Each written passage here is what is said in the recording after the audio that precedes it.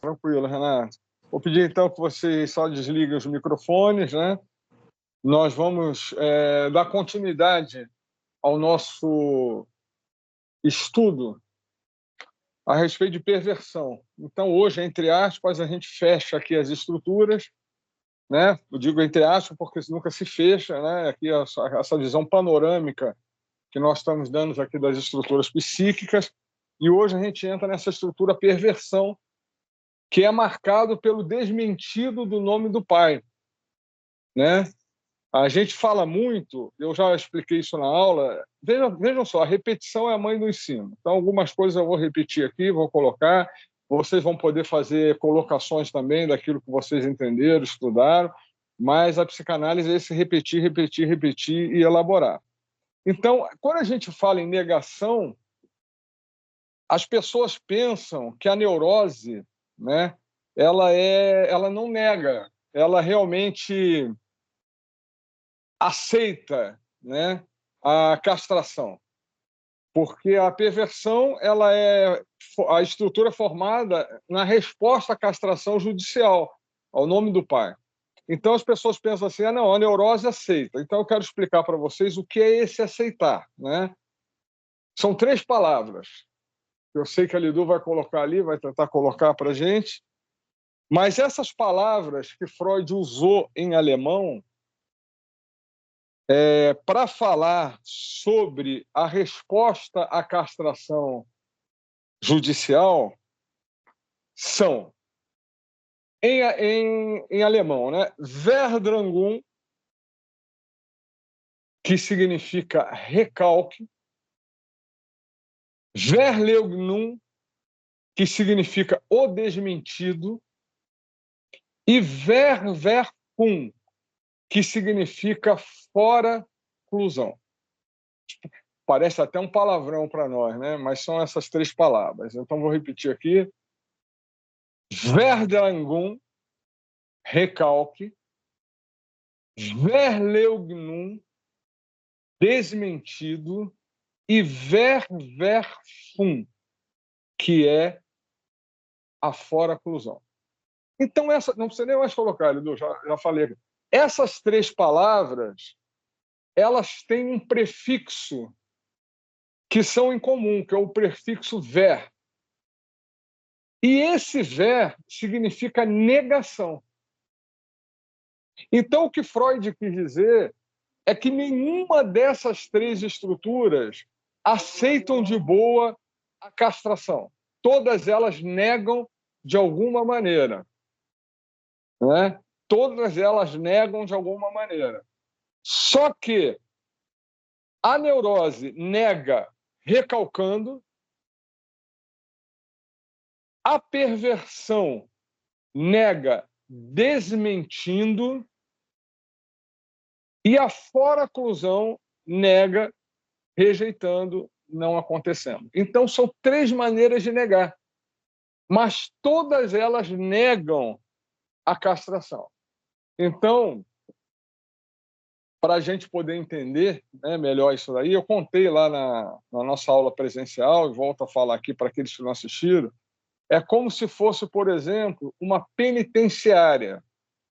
Imagina uma penitenciária. Nessa penitenciária, só tem 2 tipos de pessoas nessa penitenciária imaginária, que é o neurótico e o perverso. Cadê o psicótico? O psicótico não está na penitenciária, lembra? O crime dele prescreveu, então ele não está preso nessa penitenciária. Quem está nessa penitenciária imaginária é o neurótico e o perverso. O neurótico é aquele que aceitou as leis da penitenciária, aquele que se adequou, aquele que tenta ter um bom comportamento, ele sonha com a liberdade. E o perverso é o que toca terror. É o que mata o carcereiro, mata o companheiro, tem celular dentro da cela. Isso aqui, nesse exemplo aqui, imaginário, né? Não estou falando isso da realidade, né? Tem muito neurótico que mata. Estou falando dessa ilustração para você entender aqui nessa ilustração quem é o neurótico e quem é o perverso. O neurótico é aquele que se adequou às regras da sua penitenciária, da sua prisão, mas ele não está satisfeito de estar ali. de uma certa maneira, ele sonha com a liberdade, ele está negando aquilo ali, né? Ele apenas se adequou. Por que ele se adequou? Porque ele sabe que ele vai ter um benefício, vai ser mais convincente, conveniente para ele se adequar do que se revoltar. E o perverso é aquele que está tocando terror na penitenciária. Então, ele nega desmentindo. Ok? Então, é importante a gente entender, no original, aquilo que Freud quis dizer. Eu costumo falar que ler um texto no original e ler um texto na tradução é igual a você assistir uma televisão em colorido e uma televisão, né, antiga em preto e branco. Nas duas você vê as mesmas coisas, só que na colorida você enxerga alguns detalhes, né? A camisa do cara, qual é a cor do carro do outro, né? Mas no preto e branco você também consegue ver, entender ali. Então, é assim a tradução, né? No original, você consegue entender alguns detalhes que são importantes que o autor quis colocar ali, ok? Então, o que o autor Freud, né, quis colocar é que, de uma certa maneira, nenhuma dessas estruturas aceitam de boa. Não é o país das maravilhas, não é a melhor coisa do mundo a castração, né? Só que, volto a repetir, o neurótico recalca, o perverso desmente e o psicótico forclui. Então, essa ilustração da penitenciária é para você, eu acho muito legal, perfeita, para se entender como que é esse processo entre o neurótico e o perverso. Os dois estão presos no mesmo lugar, só que um se adequa às leis da penitenciária, cumpre, tenta cumprir. Para quê? Para ter um benefício. Ele não está feliz de estar ali. E o outro toca o terror, ok? É aquele que mata o carcereiro, mata o companheiro, tem celular, ele desmente as suas leis. Alguém quer fazer um comentário até aqui, gente? Uma dúvida, uma colocação?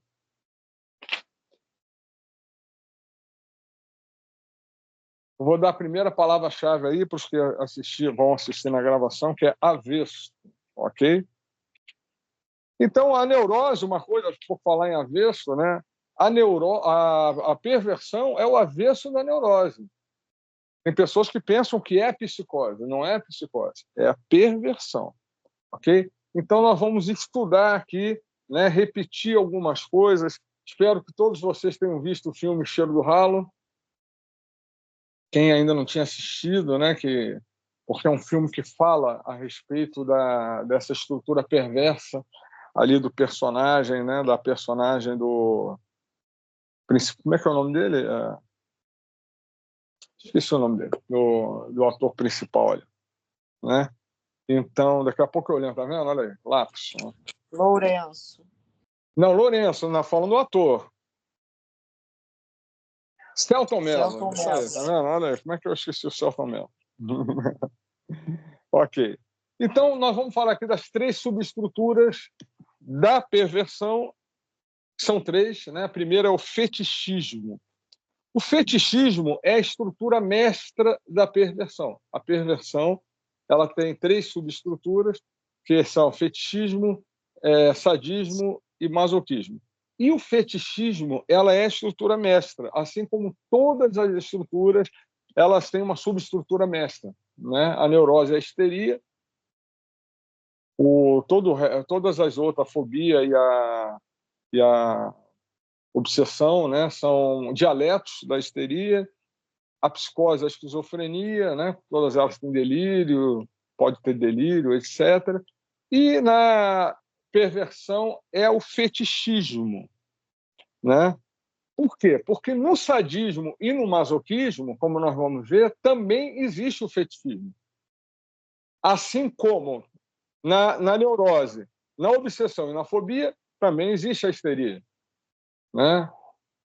Na psicose, na esquizofrenia, perdão, na melancolia e na paranoia, também existe o delírio. E na perversão, tanto no sadismo quanto no masoquismo, também existe o fetichismo. A palavra fetiche significa feitiço, né, em francês. Então, é um objeto que, por feitiço, se coloca no lugar do outro. Inclusive, no campo religioso, também é considerado um fetiche, né? Se eu tenho um amuleto, uma imagem, e aquela imagem representa alguma coisa, é um fetiche. Não é uma coisa pejorativa essa palavra, mas é uma palavra que serve para significar aquilo dali. Então, é um feitiço, né? É algo que toma o lugar do outro. E tem o fetichista puro, é aquele que toma um objeto para significar alguma outra coisa que nós vamos ver mais adiante. É claro que os neuróticos também têm as suas fantasias fetichistas, mas o neurótico não precisa desse elemento para funcionar. O perverso precisa. O perverso, ele sempre repete, né? Então, ele tem que ter aquilo para funcionar. Aquele elemento fetichista, ele precisa ter aquele elemento para funcionar. Como disse o Renato aí, né, uma frase que ele sempre cita, o fetichista fala, né, nada mais triste debaixo do céu do que querer um sapato e vir a mulher inteira. Né? Então, é exatamente isso. O fetichista, ele goza com aquele objeto. É o objeto que faz funcionar. Ok? E por que o fetiche se instala? Porque nós vimos aqui na outra aula, e isso é muito importante nós entendermos, que o objeto de fetiche, ele representa uma coisa para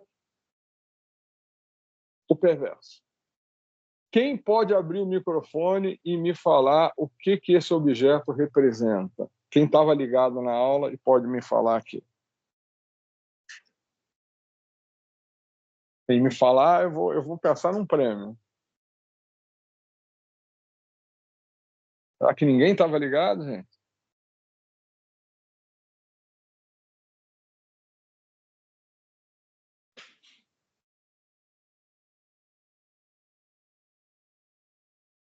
Luiz está tentando abrir aí o microfone, é isso?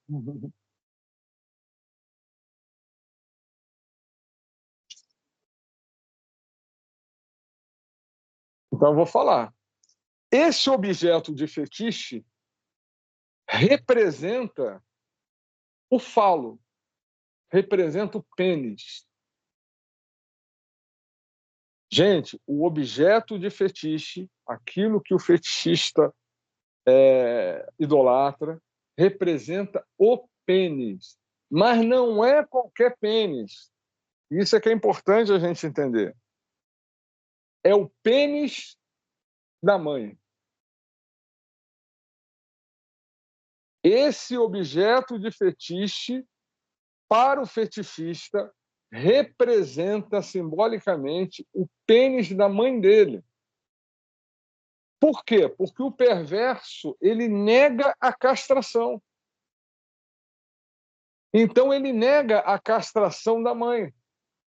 Ou seja, que a mãe seja um ser faltante. Por que ele nega essa castração da mãe? Porque se ele admitir a castração da mãe, ele vai precisar admitir a própria castração. Então, se a minha mãe é faltante, é um sinal que eu não completo ela. É um sinal que falta alguma coisa em mim. Eu não a completo. Então, a minha mãe, ela tem um pênis. Vocês estão entendendo como funciona a mente do fetichista? Eu não estou dizendo com isso que o fetichista cresce, vira um homem adulto, achando que a mãe ela tem um pênis literal. Mas nós vimos que a castração ela é simbólica e o falo é imaginário. Então, na fase fálica, esse sentimento de que a mãe é completa, de que não falta nada nela, porque se faltar nela, falta em mim, isso persiste na vida do fetichista. Então, embora ele se torne um homem adulto, e ele entenda, obviamente, que mulheres não têm pênis, mas o sentimento de que não lhe falta nada, de que ela é plenamente completa, é claro que quando eu falo completa, a mulher é completa de qualquer maneira. Essa ideia de que o homem é completo e a mulher é faltante, isso não existe. Nem Freud disse isso. As pessoas acusam Freud equivocadamente. Ele está dizendo que isso é uma sensação primária e imaginária, infantil, que a criança tem naquele momento quando ela percebe que ela tem um pênis e que a menina não tem. Então, ele infantilmente, de uma maneira primária, ele gera um sentimento de completude e de falta de furo no outro. Mas isso não é real. Só que esse sentimento define a nossa estrutura, nos persegue a vida toda. O histérico, quem é o histérico? É aquele que esse sentimento persiste na falta.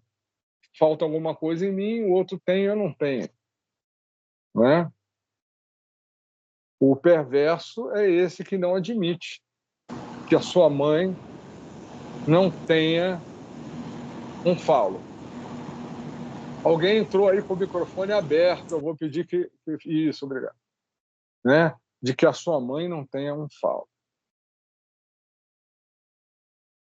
Por isso o fetichista ele tem essa visão de que não falta nada na mãe dele. Ela tem um pênis, ela tem um falo. Né? Mesmo que ele mais tarde entenda que isso não seja literal, mas não falta nada para ela. Porque se faltar nela, falta em mim. Né? Se a minha mãe tem uma falta, eu sou faltante também. Então eu não completo a minha mãe e eu não sou faltante. Ele desmente. Está aí o desmentido. Ok, gente? Alguém quer fazer uma pergunta até aí, gente? É importante vocês falem.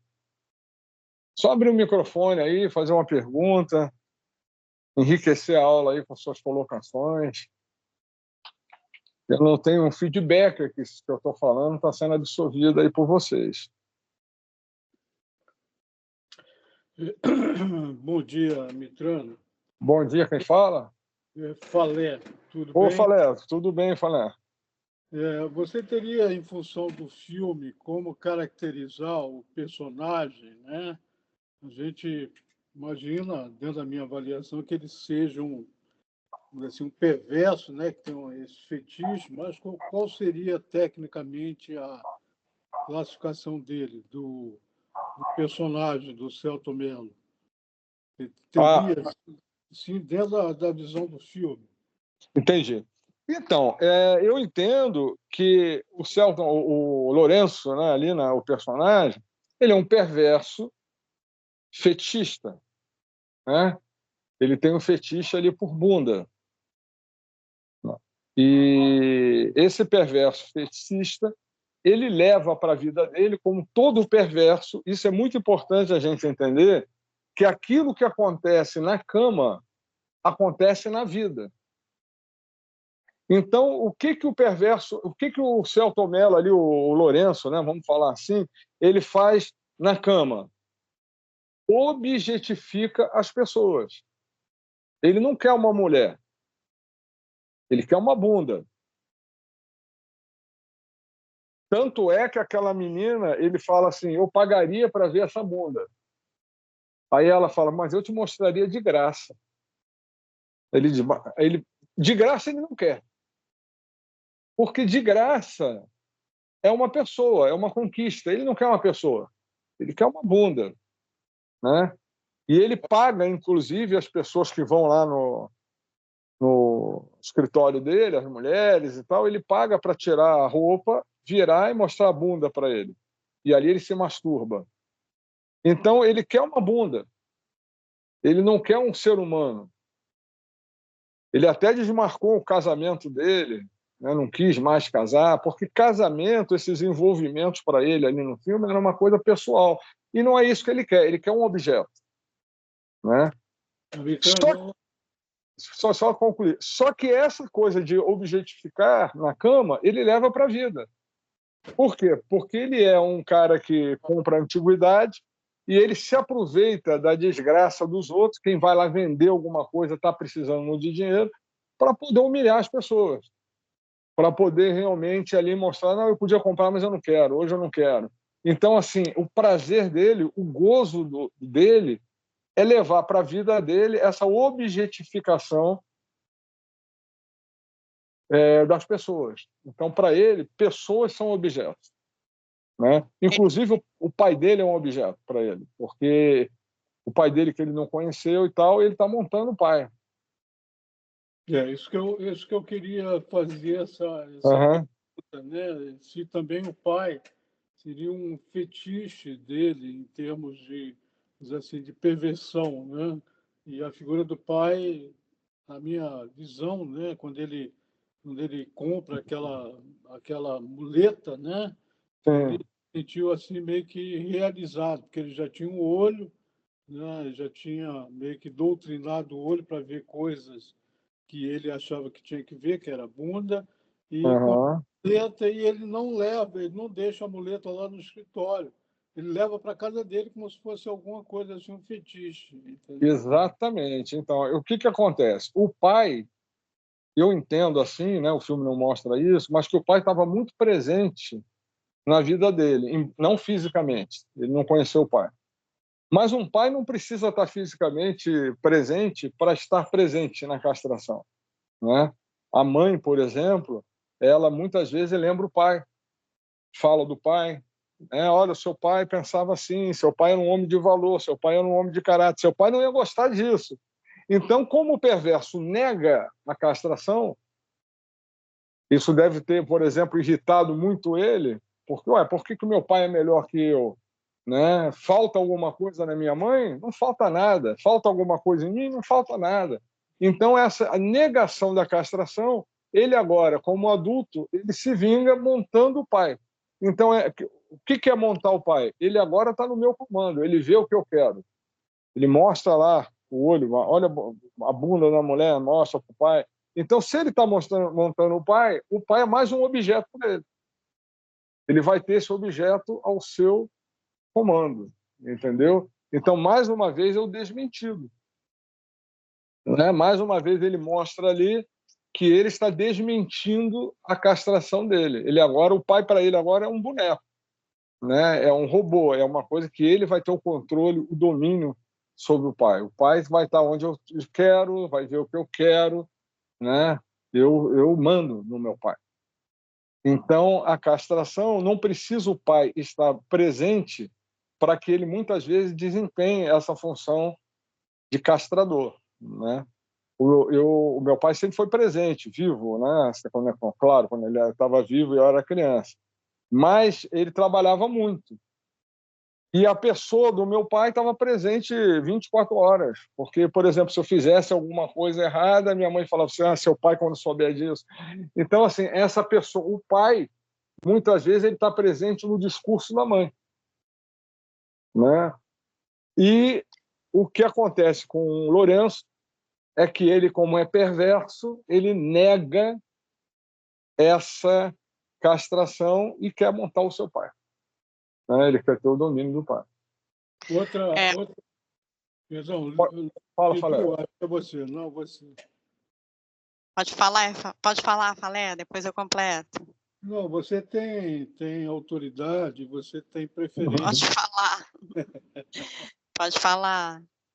Eu queria mais algum esclarecimento com relação ao ralo, né? Que está associado a cheiro, está associado a bunda, e ele, no final do filme, né? Ele não se importa de morrer, mas ele quer morrer perto ali do ralo, né? Que como se fosse assim uma medalha, uma conquista, né? E Era uma obsessão dele, né? qual a questão Com da a doença? relação. Então, o ralo. Lembra que teve um cara que entra lá no escritório dele e fala assim: você fede. Né? Aí ele falou: não, quem fede é o ralo.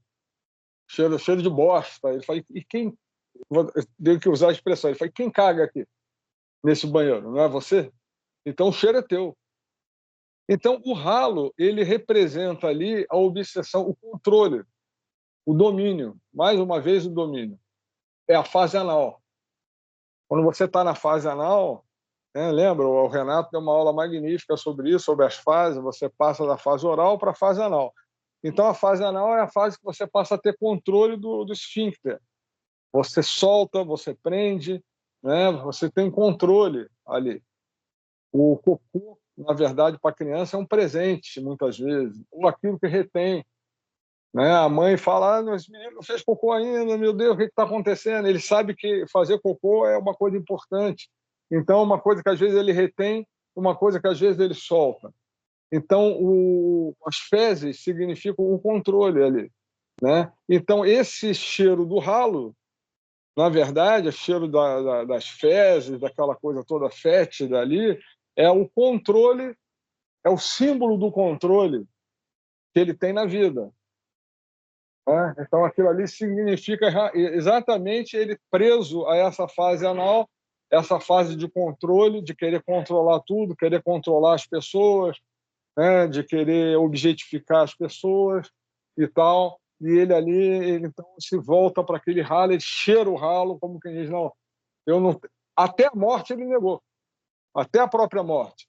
Ele fala: não, eu tenho o controle.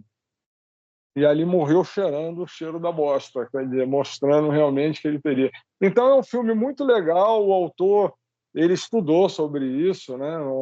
Eu até vi uma entrevista com o autor e eu até falo para vocês uma coisa interessante: o livro é melhor que o filme. Sim. Então, se vocês puderem ler o livro, é melhor que o filme, porque o livro, nessa parte da morte dele, tem um poema magnífico que ele recita.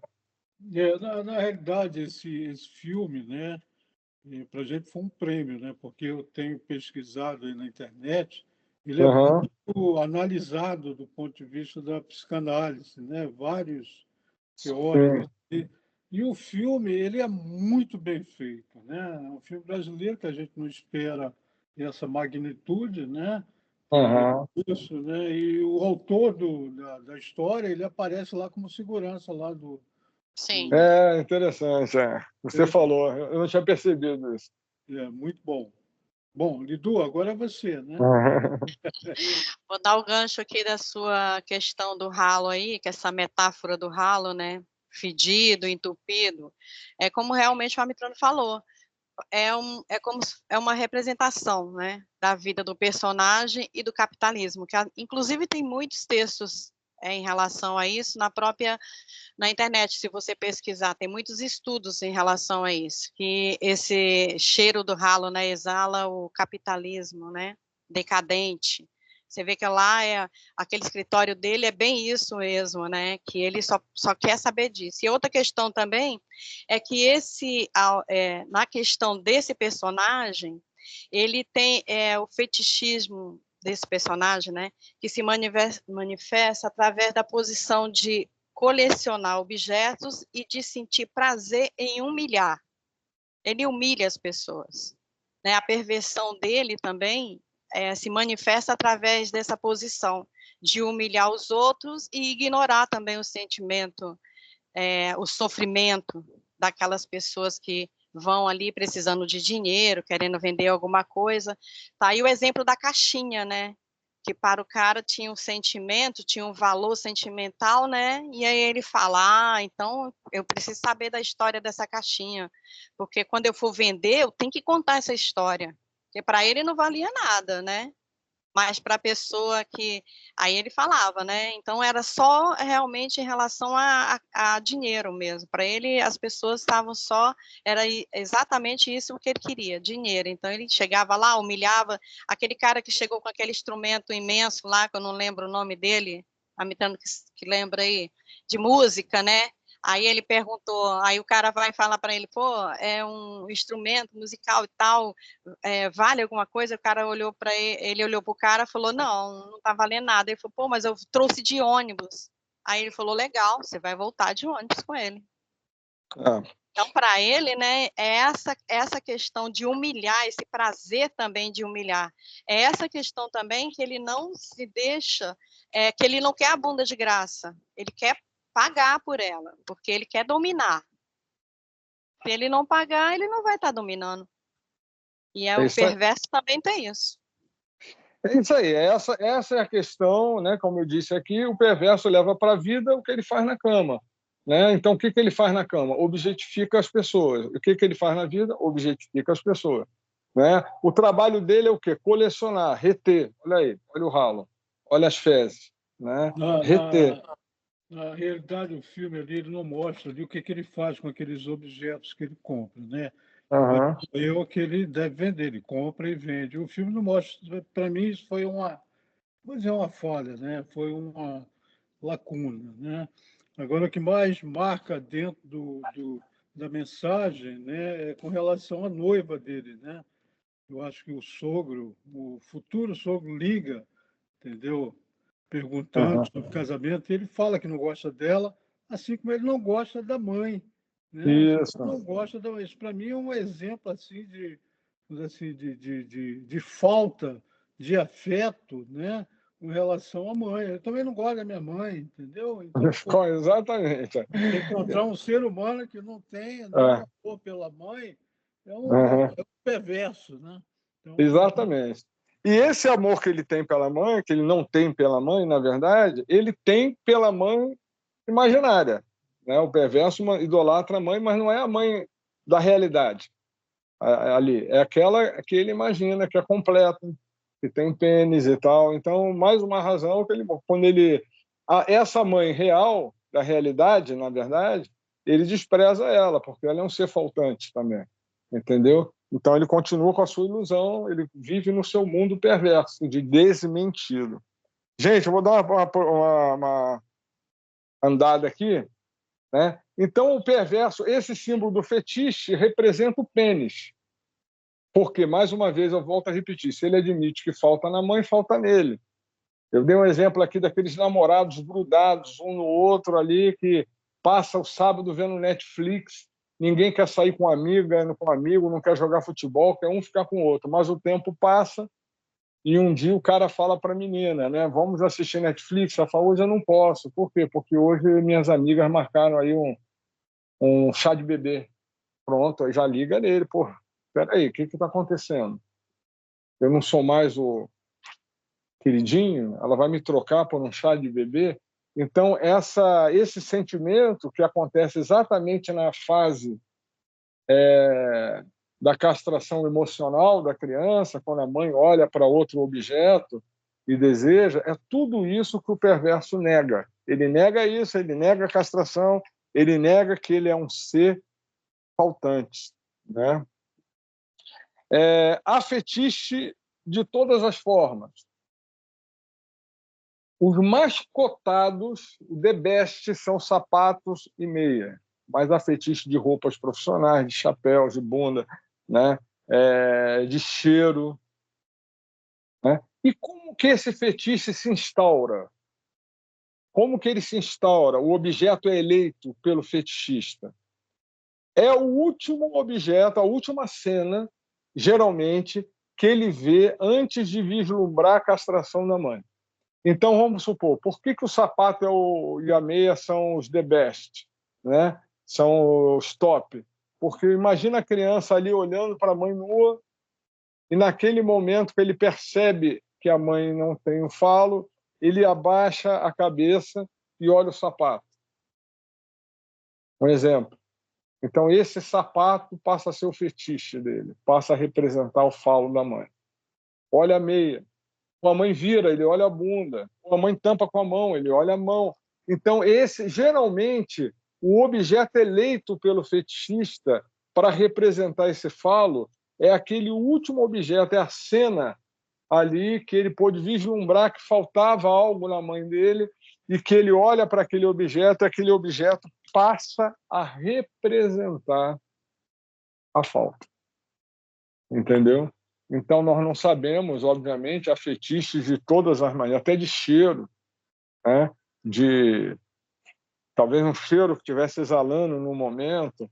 Eu não sei, mas o que eu sei é que esse objeto eleito pelo fetichista, ele representa simbolicamente o falo da mãe dele. Ok, gente? Então, aqui eu vou entrar no sadismo. Se alguém que tiver aí uma pergunta, uma colocação, está em ordem aí para a gente poder entrar aí na outra estrutura. Se alguém não entendeu bem, é importante entender bem. Não é cada coisa dessa aí. Salve, Severo! Estou vendo aí, o Severo entrou aí na live. Dá um salve aí pro pessoal. Ô, gente, bom dia. Todo mundo bem? Abitrano, Oi. deixa eu fazer só uma pequena colocação a respeito desse fetichismo que você colocou aí agora. Uhum. A gente sabe que tudo isso que você falou aí é uma construção que o indivíduo faz, mas essa construção é uma construção que se dá à medida da sua representação imaginária. Quando a gente vai falar sobre isso, também a gente vai lembrar daquele texto do Lacan sobre o imaginário, e Sim. também sobre o estádio do espelho da criança, onde tudo que ela vê é fragmentado, tudo que ela imagina é através de um discurso pautado em partes, né? E por essa razão, o fetichista traz consigo essa marca de que tudo para ele é uma parte, onde ele torna essa parte mais importante, muitas das vezes, obsessiva, do que propriamente um corpo como um todo. Então, se a gente voltar lá ao estádio da criança, o espelho, quando ela começa a se reconhecer e olhar que minha mãe fala sobre meu pé, meu pai me fala sobre meu rosto, meu pai ou alguém me fala sobre o nariz, e ela vai construindo aos poucos o todo dela. O fetichista, ele só observa isso que você falou, da última cena, essa parte que foi para ele mais marcante. Essa é uma Isso. colocação que eu achei interessante, porque no próprio filme, se você observar, como o Falé acabou de dizer, ele só faz uma alusão à mãe nesse tipo de processo, que é quando ele diz que odeia essa mãe. Uhum. E aí, quando você traz essa condição de que muitas das vezes é pelo discurso da mãe que esse filho, ou que esse feticista vai construir esse pai, e pouco também teve contato com essa mãe. Então, foi uma cena tão grave para ele, em relação, ou a alusão que ele faz ao ralo, e se levar em consideração essa cena que você fala que é a última que ele viu, eu fico imaginando em que momento ou que aspecto se deu essa cena para ele poder ter esse fetiche pelo ralo. É interessante. É interessante. E é imaginário mesmo, né? Nada disso é uma coisa que só se passa na mente do fetichista, né? Na construção que ele faz imaginária a respeito dessa realidade aí, da leitura dele, né? Só que é uma coisa tão forte que marca a vida dele para sempre. É isso aí, você vê. Mais alguma colocação?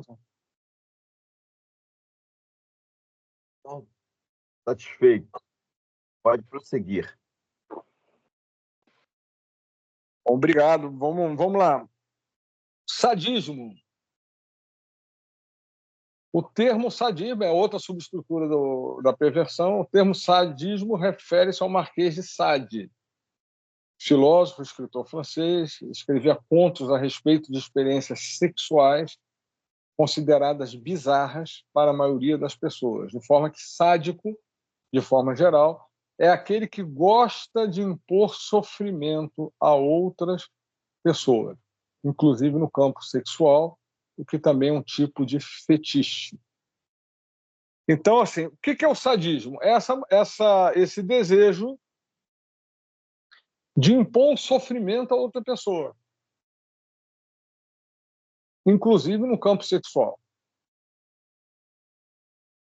Então, sádico é aquele que gosta de impor um sofrimento, que gosta, por exemplo, de ir para a cama, né,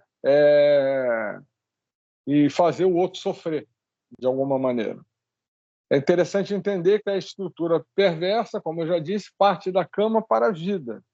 A cama é um protótipo da vida. Né? Então, o perverso, em qualquer uma das estruturas, objetifica as pessoas. Qual é a melhor maneira de anular uma pessoa? Nós falamos isso na aula. É matando.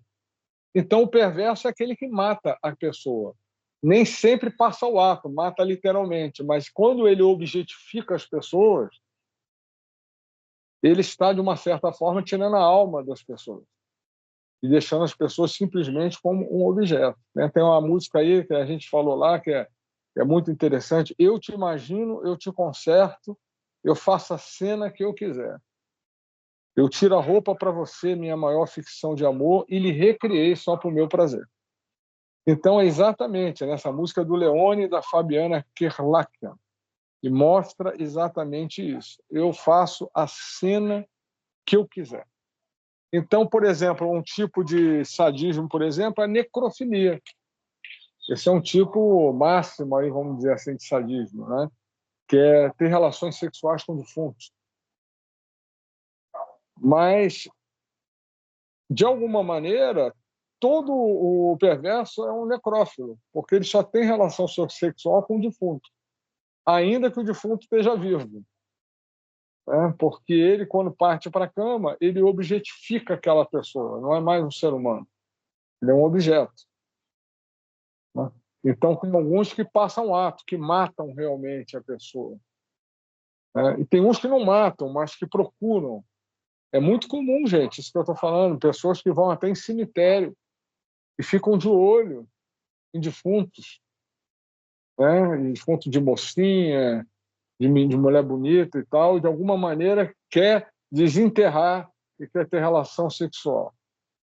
Há pessoas que trabalham, por exemplo, em IML, né, em algum local aí de um hospital que tem geladeira e tem relações sexuais com defuntos.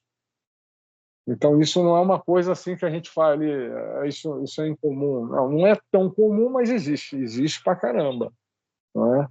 Então, é um tipo de perversão, é um sadismo ao extremo, mas é aquilo que todo sádico faz. Todo sádico transa com o defunto. Né? Embora Amitrano, Oi. tem até muitos sádicos, né, que matam primeiro para depois ter a relação sexual. Exatamente. É isso que eu estou falando. Passa ao ato. Então, nem todo sádico tem essa coragem, vamos dizer assim, né, de fazer isso, não faz. Mas simbolicamente faz. Porque todo sádico mata primeiro a pessoa, mata simbolicamente, retira a alma da pessoa, faz dela um objeto para depois se relacionar com ela.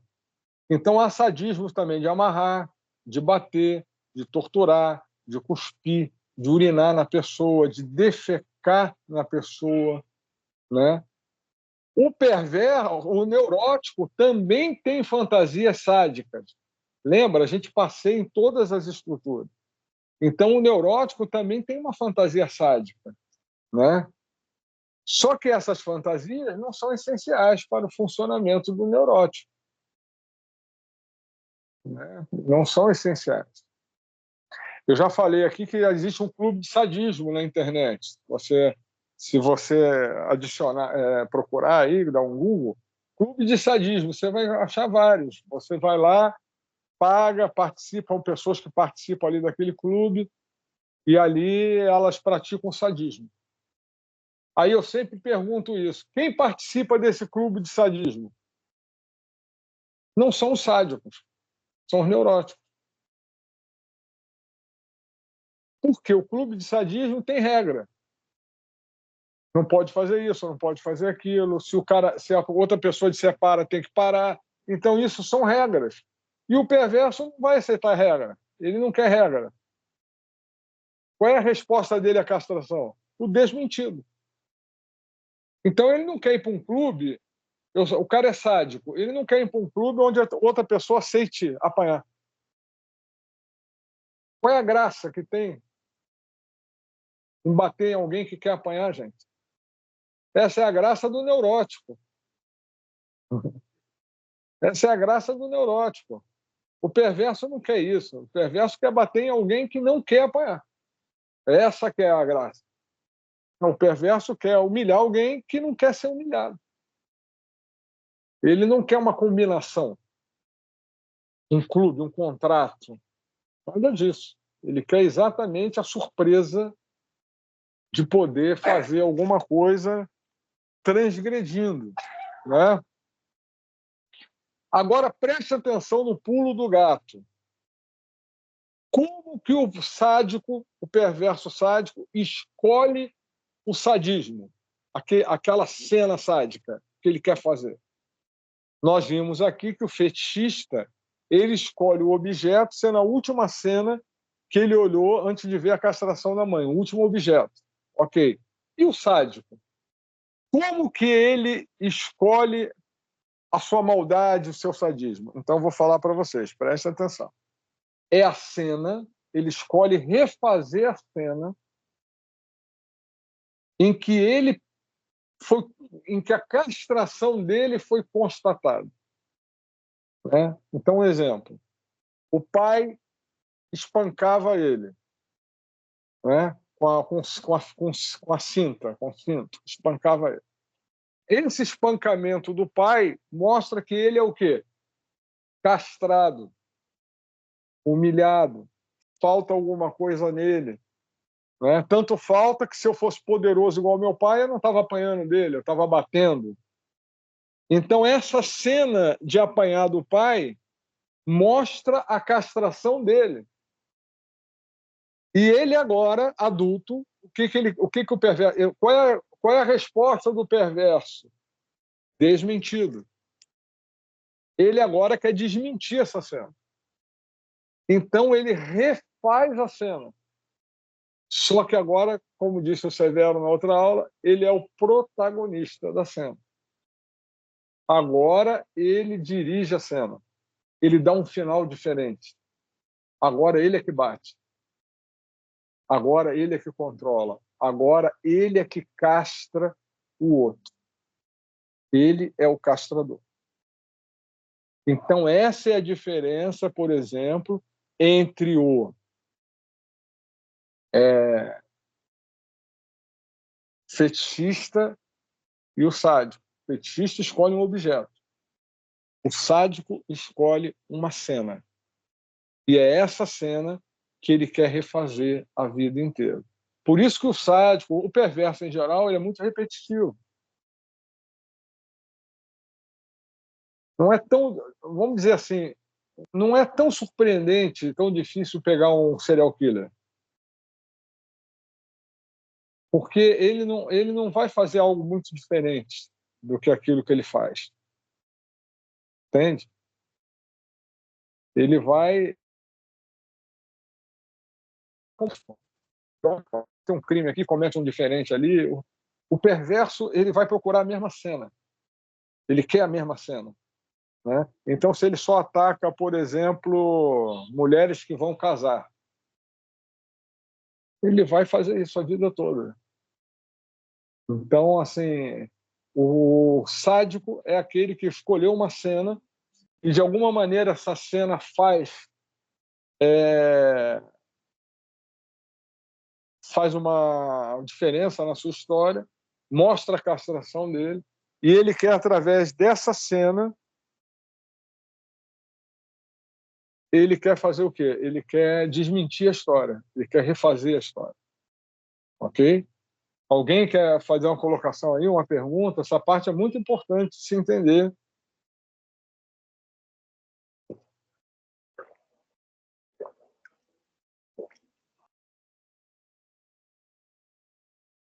Severo, Renato, Marcos Jordão, que está aí, eu estou vendo agora aqui também. Tudo bem, Marcos Jordão? Se quiser fazer uma colocação agora, ou se alguém tiver uma dúvida, pode fazer agora. Eu vou prosseguir. Oi, Lidu. Na verdade, o fetichismo é o falo da É o quê? Instituto do Falo da mulher, quer dizer, da mãe, no caso, né? O fetichista. Fetichismo. É. O fetichista Fetiche. tem no objeto o símbolo do falo da mãe. Só isso. Ok. Então, O sadismo, só uma coisa, Ricardo. Fala, André. O sadismo tem também algum objeto? Então, o sadismo escolhe uma cena. Ah, tá. Entendi. Entendeu? Mas é um fetiche. A cena é um fetiche. Né? Por isso que o fetichismo é a estrutura mestra da perversão. Tá? Agora, o perverso, olha só, o perverso não é o avesso do neurótico? Então, veja só como é que o perverso é um antifóbico. Se o fóbico teme o objeto que o faz lembrar a castração, o perverso usa o objeto, usa a cena para reverter.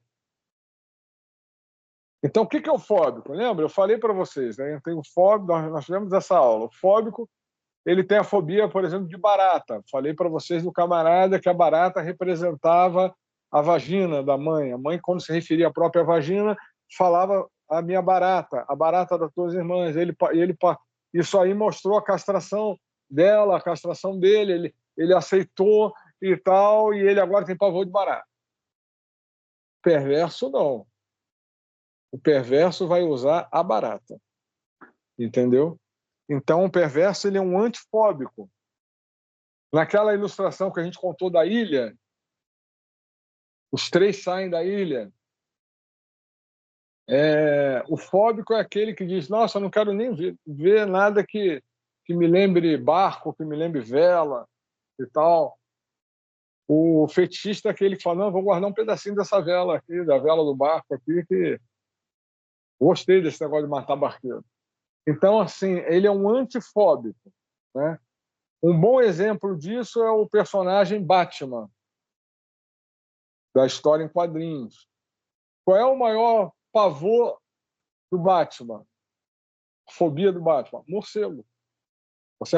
Quem acompanha a história em quadrinhos sabe que o Batman tem pavor de morcego. E o que ele faz, então? Ele pega a imagem morcego. Se morcego é um negócio que me causa pavor, eu vou utilizar esse fetiche e vou causar terror nos meus inimigos. Então é isso daí, né? O Pedrinho Matador, nós falamos isso na aula. Quem conhece a história do Pedrinho Matador, que ele teve mais de 100 mortes atribuídas a ele, inclusive matou o próprio pai e comeu o coração do pai. São várias atrocidades que o Pedrinho Matador cometeu. E na biografia dele, ele fala que ele foi muito humilhado pelo pai, desde a barriga da mãe. Né? A mãe levou um chute grávida dele, ele nasceu com um problema, um afundamentozinho no crânio. Então, imagina que essa história... Por que eu tenho esse afundamentozinho no crânio? Foi um chute que seu pai me deu quando você estava na barriga. Então, tudo isso mostra para ele o quê? A castração dele. Que ele é um ser faltante, que ele não tem poder, que ele é fraco. E ele agora, adulto, quer fazer o quê? Não, eu vou reverter essa história. Eu vou contar a história, eu vou refazer a história. Né? Claro que a gente está falando aqui do Pedrinho Matador, ele é um perverso que passou ao ato. Né? Nem todos os perversos passam ao ato, mas a estrutura é a mesma. É isso que eles querem fazer. Né? Eles querem apenas recontar a história. Se ele é sádico, ele reconta a história de uma maneira que agora ele tenha a vitória na história dele. Ok, gente?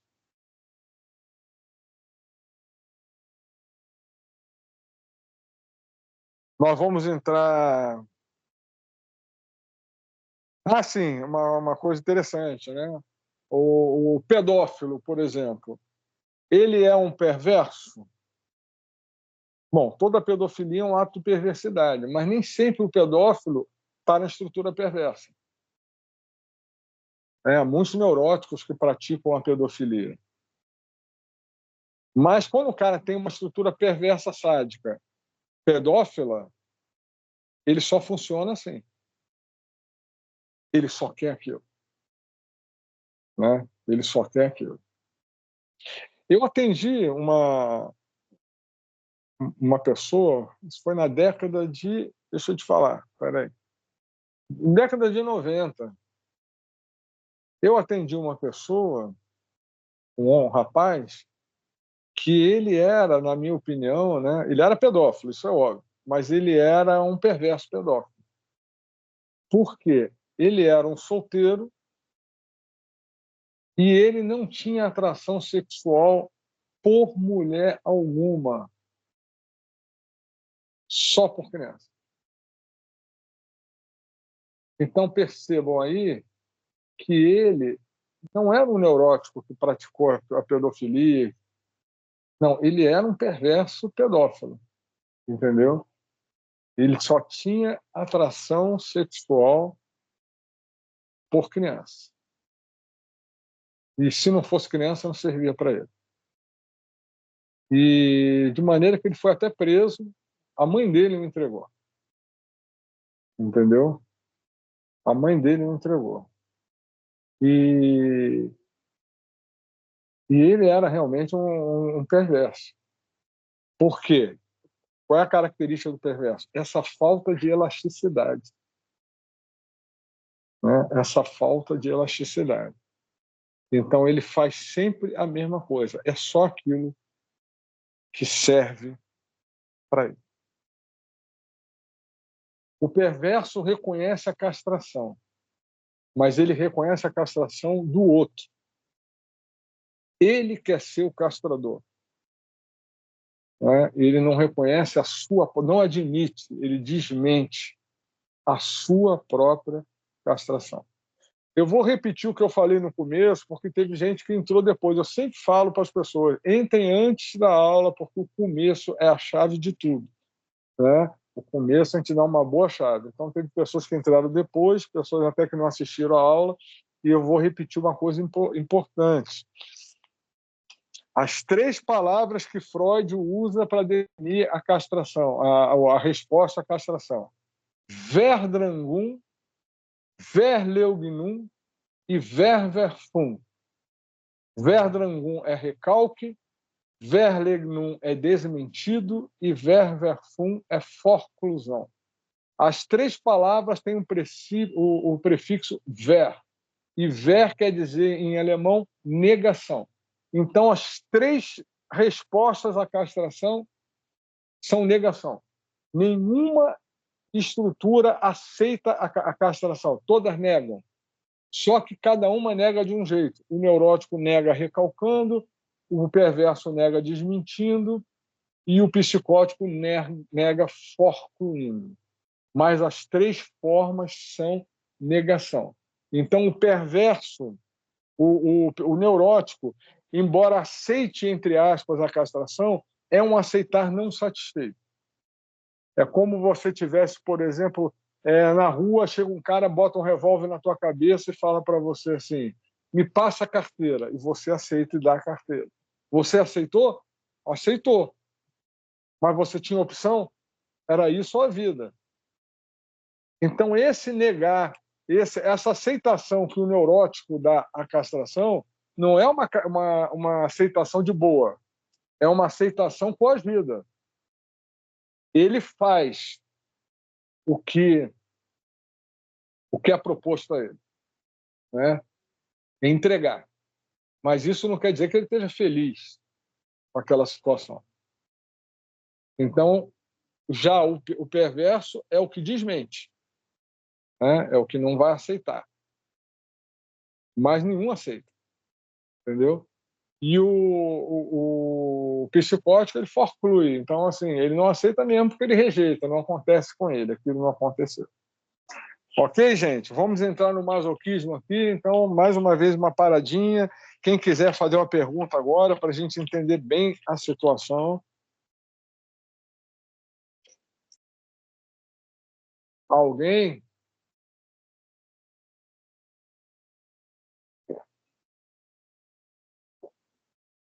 Pode seguir, Mitrano. Estou adorando as tuas perversões. O masoquismo. Aliás, espera aí, só um minuto antes de prosseguir. O Renato está presente, tá? Ele está fazendo a aula aí, ele está fazendo algumas coisas lá no consultório dele, mas está ouvindo. Então, o Renato, a qualquer momento, quiser falar aí também, só pedir a palavra aí. O masoquismo é o reverso do sadismo. Então, sexualmente falando, pode ser manifesto através de práticas de humilhação, de apanhar, de ser xingado, ser xingada, né? Urinado, defecado. São tipos de fetiche. E na vida pessoal é a submissão a situações de também humilhação. Todavia, é muito importante entender, isso aqui é muito importante, gente, preste atenção, existem dois tipos de masoquismo. Existe o masoquismo neurótico e existe o masoquismo perverso. São dois tipos diferentes de masoquismo. O neurótico também se submete a masoquismo, mas é diferente do masoquismo perverso. Freud, vou abrir aqui um parêntese para falar do masoquismo neurótico, para explicar a diferença. Freud ele classificou 3 tipos de masoquismos neuróticos. O masoquismo erógeno, que é quando o indivíduo associa a dor ao prazer, está muito ligado à fase infantil, quando a criança não sabe diferenciar a dor do prazer. Papai bate na bunda e depois abraça e beija. A mamãe puxa o cabelo e depois a carinha, de forma que muitas pessoas não sabem diferenciar a dor do prazer. Então, o masoquismo erógeno é quando a criança, por exemplo, como eu disse aqui, né, o pai bate e depois dá carinho. Então, ela sabe que depois da batida vem o carinho. E ela cresce associando a dor ao prazer. Ou seja, eu preciso me submeter a uma dor para que o prazer venha depois, né? Então, preciso me submeter a uma humilhação qualquer, vou me submeter a isso porque eu sei que depois vem o prazer. Esse é o masoquismo erógeno, mas é o masoquismo do neurótico. O outro, Freud, também no masoquismo erógeno, que Freud classificou, ele deu um nome infeliz, mas é um nome ligado à época dele. A gente só pode entender um homem relacionado à sua época, né? Ele chamou de masoquismo feminino. Não significa masoquismo de mulheres, mas uma postura que a mulher tinha na época dele de submissão, de estar submissa ali ao marido, à sociedade. Então, Freud criou esse nome infeliz, para a época não, mas para hoje de mostrar que há muitos homens também que apresentam um masoquismo feminino, ou seja, uma submissão demasiada a regras, a humilhação. Então, talvez tivesse associado alguma relação com a mãe, e, enfim, masoquismo feminino.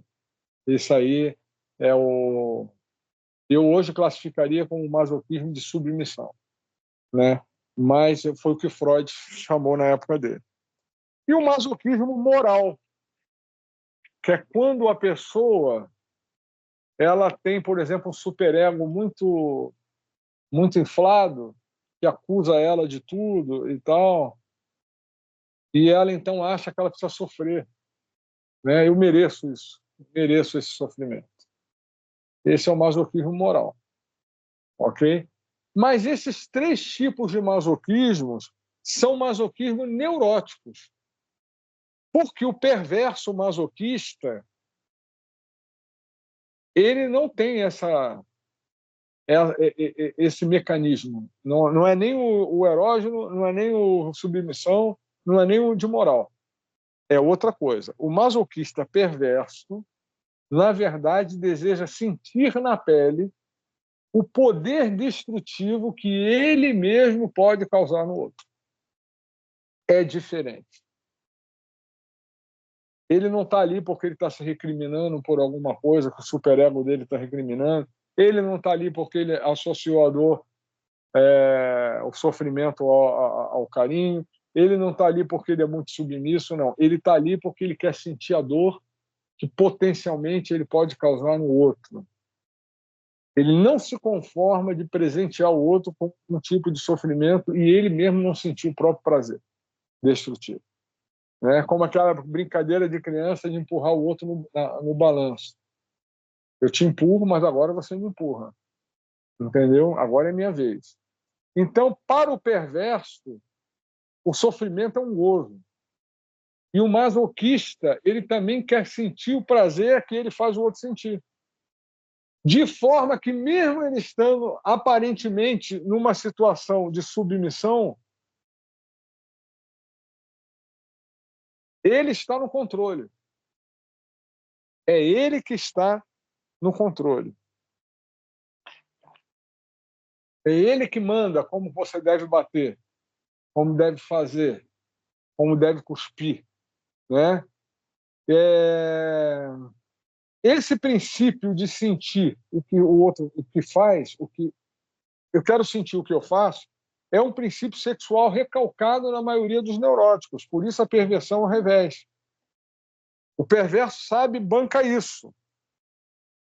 Todo desejo sexual, ele tem um desejo contrário, oposto, só que recalcado, né?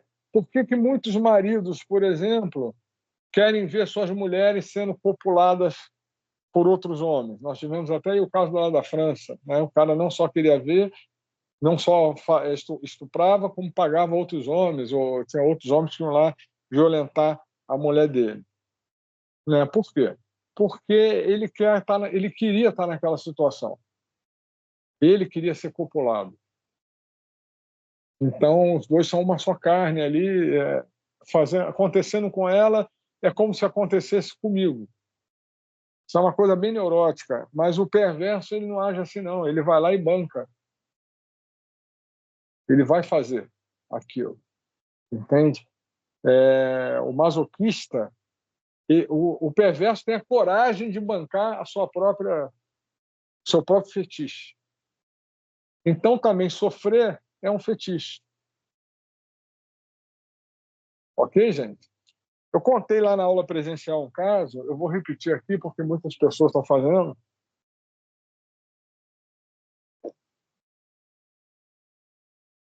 O analisando que eu tive, me contou uma situação muito tempo atrás. Ele deve ter uns 60 e poucos anos. Ele disse que quando ele tinha 18, ele morava em outro estado e ele estava no metrô naquele local e ele viu uma menina linda, mas muito bonita, sainha curta e tal, com uma criança. E ele começou a paquerar aquela menina e a menina deu bola para ele e tal. Enfim, ele chamou a menina para sair, né? E perguntou quem era a criança. Aí ela falou assim: essa criança, eu sou babá dela, mas eu tô raptando essa criança. Não sei se para sempre ou por uns dias, mas os pais dela me fizeram algo muito ruim e eu vou fazer eles sofrerem um pouco. E ele não se importou com aquilo, ele também foi perverso ali. A menina falou que queria dormir com ele. E ele, então, 18 anos, né, uma menina bonita, ele levou a menina para um hotel.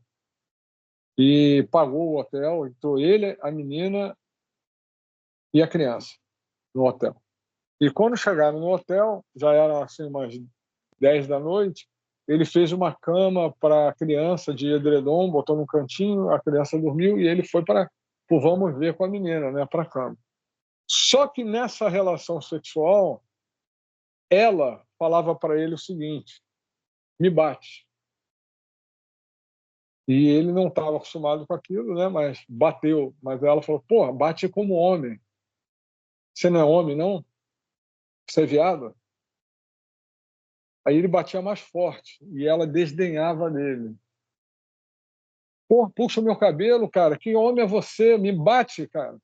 E aí, aquilo violentou ele de uma certa maneira porque ele não tinha esse hábito, né? e ele teve que surrar a menina ali, né? E ela, assim que ela se satisfazia, ela até falou: você é igual ao meu marido, você não é macho, não? Então, quando amanheceu, ele foi embora, deixou a menina dormindo, ainda falou pro porteiro não acordar, e essa experiência marcou ele a vida toda. Por quê? Porque essa menina que estava ali na cama com ele, ela era uma masoquista. Mas ela não era uma neurótica masoquista. Ela era uma perversa masoquista, né? Tanto é que lá na cama, quem estava no controle da situação? Era ela. Mas ela estava apanhando. Mas ela estava sendo humilhada. Mas ela falava como? É assim, me bate como homem. Entendeu? Então, assim, é diferente de um neurótico masoquista. Neurótico masoquista é aquele que está ali naquele sofrimento, se submete ou por questão moral, ou por questão de submissão, ou por questão e tal, mas não. O perverso masoquista, ele não está se submetendo por nenhuma dessas questões neuróticas, ele está se submetendo porque ele quer sentir o prazer que ele faz no outro. Aquela menina estava raptando uma criança. Ela era uma perversa, ela estava tirando de uma família, ela estava destruindo uma família. E essa destruição que ela causou no outro, ela queria sentir. Então, ela queria sentir na pele um pouco do poder que ela tinha, né? Olha como é que a construção é diferente. A construção do masoquista perverso e a construção de um masoquista neurótico. É completamente diferente. O masoquista perverso, ele quer sentir um pouco do seu poder destrutivo. Por isso que tem gente que fala assim, o casamento perfeito é o sádico e o masoquista. Só se for neurótico, o masoquista é neurótico. Se for perverso, não vai dar certo. Dois bicudos não se beijam. Porque o perverso sádico, ele quer o quê? O controle e objetificar o outro. E o perverso masoquista quer o quê? O controle e objetificar o outro. Então, os dois não vão dar certo. O masoquista perverso não vai procurar o sádico perverso e vice-versa. Ela vai procurar sempre o neurótico, entendeu? Que é para poder chocar, para poder castrar. Entrando nessa questão aí dessa caso que você apresentou, mostra bem que na perversão há um desprezo pelas leis, né? E não há nenhuma com a moral. Então, foi o caso dela estar raptando a garota e da questão dela estar sendo sádica com o outro, né? Exatamente, mas é exatamente isso. E quando ele me contou essa situação, a gente que tem um pouquinho, né, de conhecimento de Freud e tal, eu logo a classifiquei ali, embora não conhecesse, só coisa muito selvagem, mas eu a classifiquei ali como uma perversa masoquista, né? Uma perversa masoquista. Então, eu já tive analisando, já me contaram casos, né, de diversas formas, né? Por exemplo, um camarada que disse, né, que foi para a cama com uma menina e quando acabou de se relacionar com ela subiu assim em cima dele no peito, sentou assim e urinou, né, nele. Então, assim, não era uma coisa combinada, era uma surpresa. O que você fez? Aí ela falou assim, você vai ver da próxima vez o que eu vou fazer. Entendeu? Então, assim, uma sádica, né? Uma sádica. Porque qual é o gozo do perverso? É chocar, é castrar. Ele não quer uma coisa. Oi, fala. Posso interromper e colocar um caso aí do Claro. querido Tim Maia, né? Uhum. Isso ele conta, né? É uma coisa assim muito hilária, muito, vamos dizer assim, muito risível, né? Que ele saiu com a fã e tal, Uhum. e foi para esse motel com a fã e tal. Quando ele estava lá no momento de rally rola, ela por cima dele, aí ela perguntava assim: vem cá, você é o Tim Maia mesmo? Aí ele: sou o Tim Maia. Então você é o que está no Hit Parade aí no ápice, entendeu? E sou eu sim, o Tim Maia e tal. Ai, que prazer e tal. Então, eu não sei o que seria essa mulher classificada dentro desse conceito aí, né? Seria uma sádica, né? Querendo se aproveitar do sucesso, né? Da situação para se vangloriar, né? De ter saído ali com o cantor Tim Maia, que era o Bambam, o melhor de todos. Isso ele conta com muita assim, maestria, né? Exatamente. Eu não sei se ela é uma sádica perversa, mas foi um ato de sadismo, né? De se aproveitar disso. Agora, vê que isso marcou ele, né? São coisas assim bizarras, né? Que acontecem com as pessoas que marcam. Falam, caramba, isso aí não é normal, né? Então isso marcou ele de alguma maneira. Como essa menina que urinou no cara marcou ele, como a outra que mandou bater, xingar, morder. E por mais que o cara fizesse, não estava bom, né? Não estava bom. Você tem que ser macho, você tem que ser homem. Então, assim, o mesmo sádio, mesmo o masoquista perverso, ele está no controle. É ele que manda, entendeu? Então, ele objetifica as pessoas. Essa moça que você falou aí do Tim Maia, ela apresentou, não sei se ela se estruturava numa estrutura perversa, mas apresentou ali um caso, um passeio no sadismo, pelo menos. Né? De mostrar ali que estava objetificando, não importava se o Tim Maia era o Tim Maia ou o Sebastião, importava que ele era um cara famoso, tal, que através daquilo ela podia ter uma fama também. Ok, gente? Bom, eu estou encerrando aqui, mas eu quero fazer uma recapitulação das estruturas.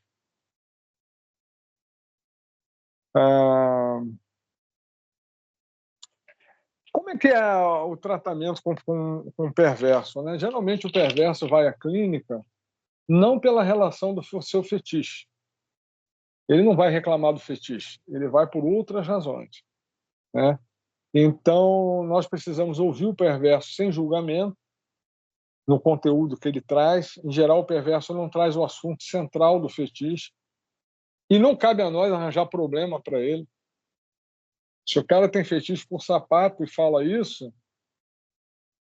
e no mesmo momento ele fala lá do problema que ele tem com o vizinho, vamos focar no que ele traz. Se masturbar olhando o sapato não é um problema para ele, não sou eu que vou levar o problema para ele. Isso aí não é problema meu. Nós só tratamos o que o outro traz, o que é um problema para o outro, né? Então, isso é muito importante, porque o analista é um morto. Ele não tem que ter os seus conceitos morais colocados em análise ali, né? Ele não tem que ter esses conceitos morais, ele tem que ouvir e não julgar. Inclusive, o local de análise é um local isso. Então, o perverso ele fala das suas possíveis limitações e o tratamento com o perverso é encontrar uma maneira mais saudável dele aliviar as pulsões dele, né? De se mostrar poderoso. Então, por exemplo, quem viu o filme A Lista de Schindler? Falé, Severo, Marcos Orlão, Fábio, ok. Sim.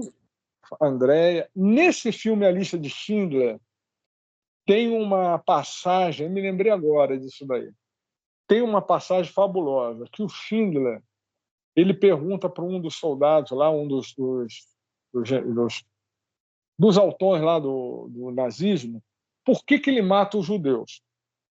E o cara fala para ele que ele se sente poderoso. Aí ele fala para o cara assim, mas o maior poder não está em matar. O maior poder está em perdoar. Quem lembra dessa passagem? Quando você perdoa, você está mostrando poder sobre o outro. E o cara absorveu aquilo. Aí tem uma cena que ele passa assim, tem uma judia andando e tal, você pega a arma para matar. Aí ele lembra do que o Chico falou, ele fala assim, eu te perdoo. Essa cena foi fabulosa, porque exatamente, olha só, o trabalho de análise é você tentar dar uma forma mais saudável do camarada demonstrar o poder dele, né? O poder que ele tem. Foi o que Schindler fez. Falou só, você está matando, cara, mas você só é poderoso quando você perdoa, só Deus perdoa. Então, perdoar é um ato de perdão, de superioridade. Ele deu ali uma releitura, né, de uma maneira que o cara pudesse descarregar a porção muito mais saudável. Ao invés de matar, perdoa. E o cara entrou na dele, né? Aí ele passava pelos outros, eu te perdoo, eu te perdoo.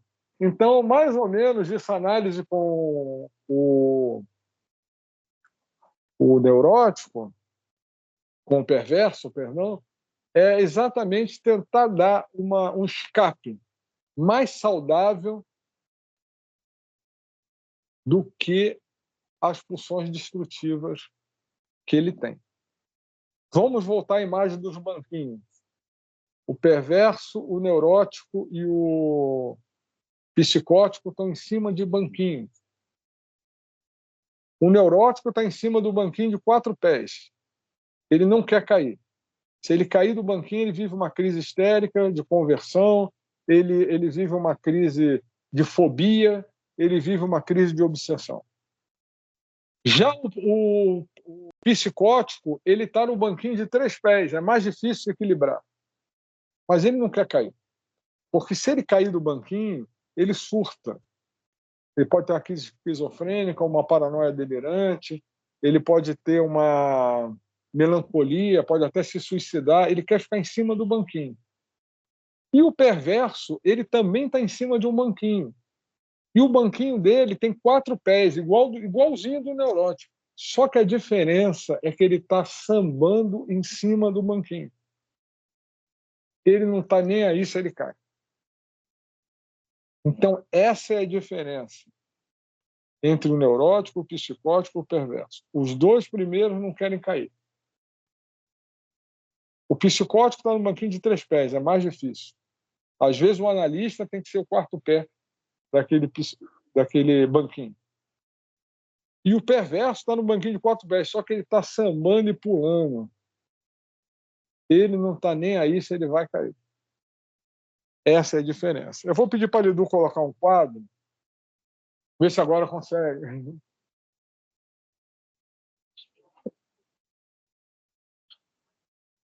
Nós vamos fazer aqui uma breve recapitulação. Alguém quer falar alguma coisa quanto a isso, gente? Vamos lá, Fábio, fala alguma coisa aí, Fábio. Vou te escolher agora.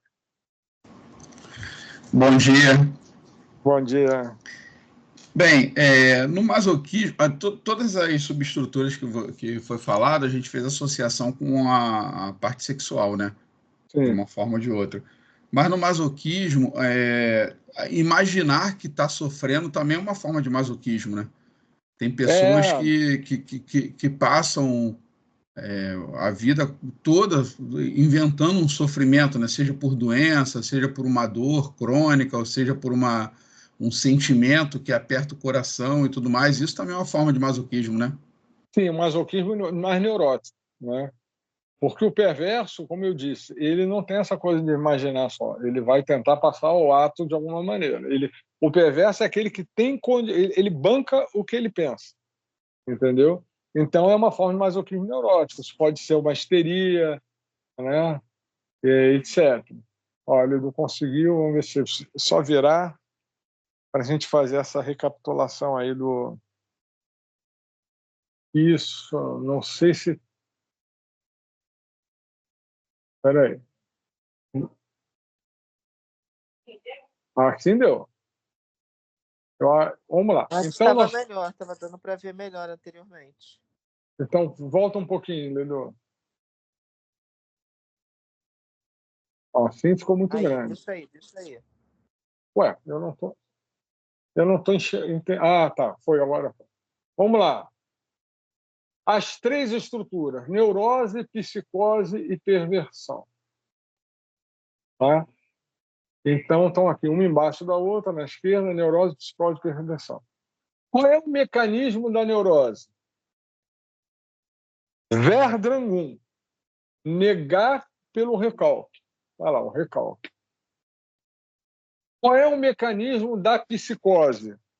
Ver fum. Rejeitar, fora cruz. Não aconteceu com ele. E qual é o mecanismo da perversão? Desmentido, verlegnum. Ele desmente. Então, os três negam a castração, só que um nega recalcando, um nega rejeitando, outro nega desmentindo. Ok? Ok? Agora, essa negação, ela tem um retorno, uma resposta. Qual é a resposta? Na neurose, está lá a resposta. É o retorno do recalcado. O que na neurose volta? O que está recalcado na neurose? O desejo reprimido, recalcado. O recalque ali é o recalque do desejo. E esse recalque retorna através de sintoma. Uma dor, uma angústia, uma depressão, enfim, vários sintomas. Uma fobia. Então, esse é o retorno. O que está retornando ali é o que estava recalcado. Ok? Mas na psicose também tem um retorno. O que retorna na psicose? É o retorno do forcluído. É o delírio. É a alucinação. Então, esse que foi forcluído retorna em forma de delírio, não é sintoma. Delírio, alucinação. E o que foi desmentido pelo perverso, qual é a resposta? É o retorno do desmentido, que retorna em forma de fetiche. Ok, gente? Estão entendendo até aí? Uma outra maneira de você identificar a estrutura é a relação de alteridade. É como que cada estrutura vê o outro. O neurótico, ele vê o outro com idealização. Ou seja, o outro tem o que eu não tenho. O outro sabe o que eu não sei. Né? A opinião do outro é muito importante, porque o outro é um ideal, é o estádio do espelho. Eu me reconheço pelo outro. Ok? Já a psicose, a maneira como vê o outro é a confusão. O psicótico, por não ter passado pela castração, ele não sabe bem qual é a diferença entre ele e o outro. Ele não se separou da mãe. Então, às vezes, ele é o outro. Às vezes, o outro está dentro dele, no caso do esquizofrênico. Às vezes, o outro está fora dele, mas está ali, sempre perto dele, ali, face a face, querendo fazer algo ruim com ele, no caso do paranoico.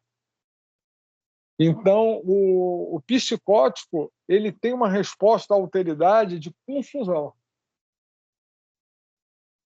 E o perverso, ele tem uma resposta à alteridade de objetificação. O perverso objetifica as pessoas. Então, esse quadro aqui mostra de uma forma muito legal, né, para a gente perceber como funcionam as estruturas em relação à castração. O neurótico recalca, mas esse recalcado retorna para ele em forma de sintoma e ele passa a vida idealizando o outro. O outro é melhor que eu. Ele sabe o que eu sei, ele tem o que eu não tenho. Ele sabe o que eu não sei, ele tem o que eu não tenho. Essa é a resposta do neurótico. O psicótico, ele forclui, não acontece com ele. Mas esse forcluído retorna. Como? Delírio, alucinação. E a resposta que ele tem em relação ao outro é confusão. O outro, ora está dentro, ora está fora, ora eu não sei quem sou eu, quem é o outro. Já o perverso, ele desmente a castração. Mas tem um retorno do desmentido, que é o fetiche. E ele se relaciona com as pessoas objetificando. O outro não é melhor que eu, não. O outro é um objeto. Eu mato o outro. Ok, gente? Alguém tem alguma pergunta, uma colocação aí sobre o quadro?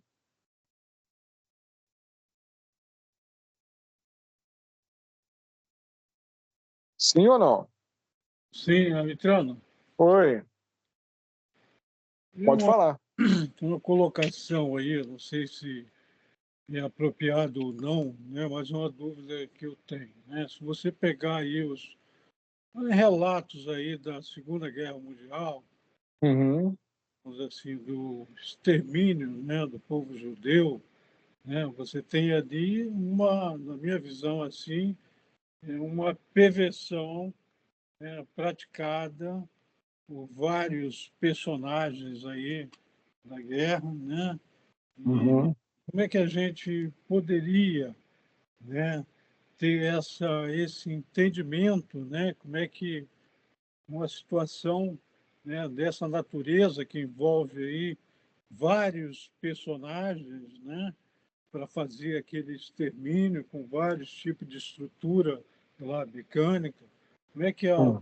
assim, a psicanálise ela explicaria, né, essas questões aí, se é que existe uma explicação, né? Porque ali você tinha vários pessoas, tinha o próprio Hitler, tinha o Schindler, tinha o Aham. Goebbels, tinham várias, e eles ali é como se fosse um corpo só dentro assim, da missão da guerra, e dentro da missão da guerra tinha uma etapa ali, né, uma parte ali que tinha que ser realizada, que era assim, o extermínio, né? Como é que a psicanálise ela assim, se é que tem Essa esse, explicação. essa explicação, né?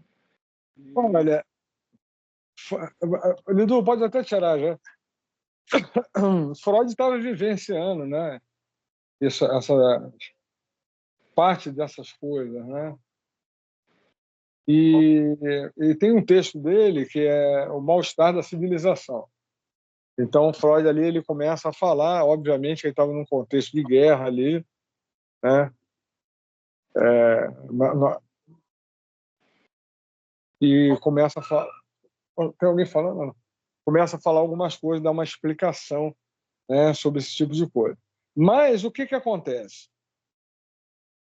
A estrutura social também se enquadra em neurose, psicose e perversão. Né? Um governo pode ser neurótico, psicótico ou perverso, entende? Então, não quer dizer que todos que estejam ali têm essa estrutura, mas a estrutura social ela também pode se apresentar dessa maneira.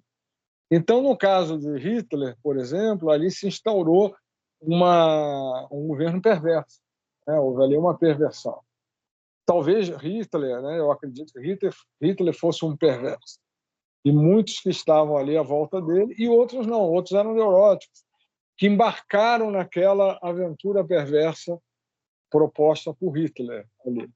Porque o perverso ele tem uma capacidade muito grande de envolver os outros nos seus argumentos, né? Então, aquele argumento que os judeus eram mal, né, de que estavam tirando os empregos deles ali, aquelas coisas todas, muitos neuróticos embarcaram nesse argumento ali e cometeram aquelas atrocidades.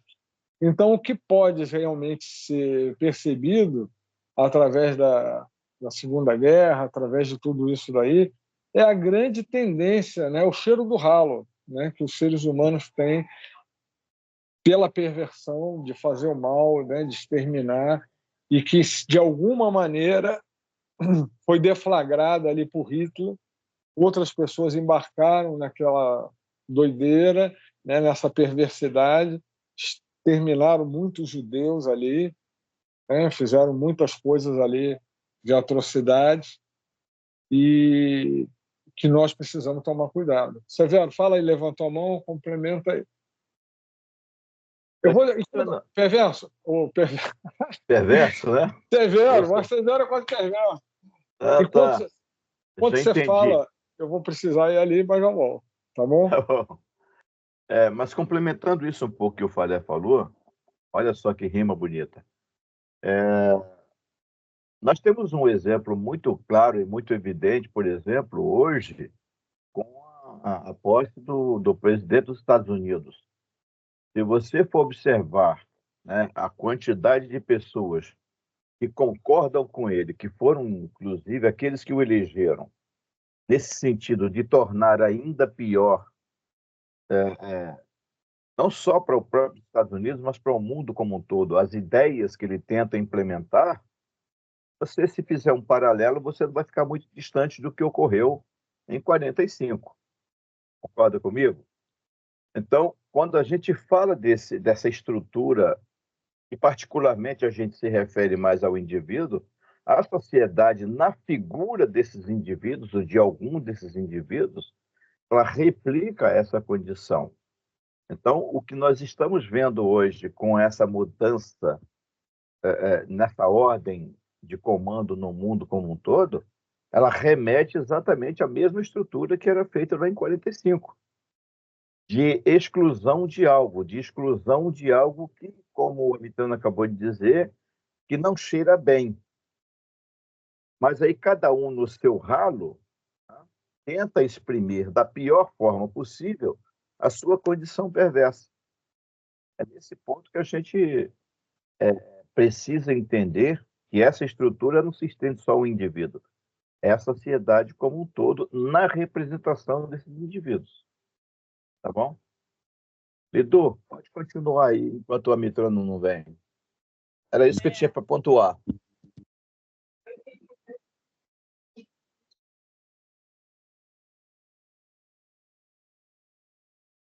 Tá saindo áudio não, Lidu. Não? Não tá saindo. Não está saindo áudio, nem o seu, Amitrano, nem da Lidu. Agora tá. Sim, abriu o microfone aí. Eu queria deixar 2 textos aqui que eu acho muito interessante para continuarmos com esse estudo sobre a perversidade, a perversão, que é o ensaio sobre a teoria da sexualidade do Freud, que é de 1905. Lá ele vai falar vários textos lá sobre a perversão, sobre a inversão, perversão. E tem um texto lá que é muito interessante também, que é o perverso polimorfa, que Freud vai falar sobre a criança. Que todos leiam esse texto para que tenham mais informação em relação a isso. E um outro texto que eu acho também muito interessante, que eu vou colocar depois no grupo, que é Ações e Vicissitudes, que tá no livro, nesse livro que a gente tem aí, Andréia também, que é o volume 14, página 17. Também tem um livro. Melhor você deixar o seu microfone, Lidu, solto, porque cada movimento da sua mão faz um barulho e a gente não consegue entender. Ou então ou então tira o fone, que é melhor você falar pelo microfone do celular do que com esse fone. Agora tá? Agora melhorou. Então, Fala. estão me ouvindo? Melhorou. Sim. Ah, tá. Então, esses textos eu vou deixar anotado lá no nosso grupo, porque são 2 textos que eu acho muito interessantes na leitura do Freud. Então, como já tivemos essa aula no humanês, e todo mundo ficou bem entendido, quando for ler o texto, vai estar mais claro todos os textos do Freud. Então, vou deixar esses 2 textos lá, que são textos que não podemos deixar de ler, que são textos interessantíssimos e que vai agregar muito a essa nossa aula da perversão. Ok?